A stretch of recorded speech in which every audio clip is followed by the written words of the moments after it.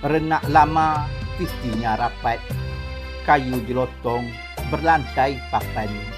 Banyak cerita, juga hikayat, di tiap kampung hidup berzaman. Kelana lalu, jalan bersama, malam tiba, suara mengiang. Budaya Melayu berbagi cerita, dalam koba cerita panjang. Ditanam rapat si buluh galah, tengok akar elok tumbuhnya. Cerita rakyat penuh hikmah, tunjuk ajar melekat bersama. Kemana hilang dedap durhaka, pergi melihat berbagai negeri. Cerita dikarang menjawab tanya, memberi nasihat di dalam sepi. Pisau dilipat, mata seraut, untuk mengerat si tali panjang. Lain di darat, berbeza di laut, hikayat beragam telah dikarang.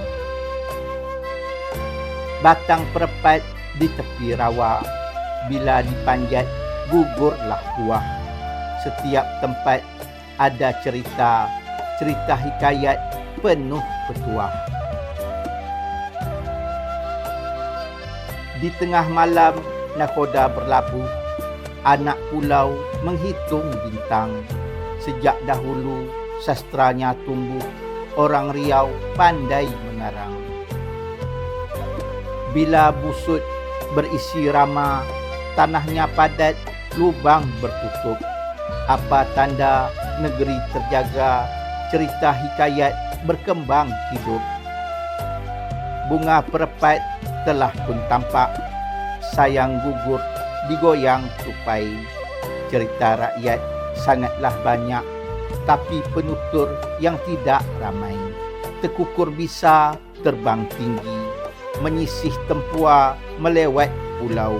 Bersyukur kita kepada Ilahi, masih terjaga hikayat di Riau.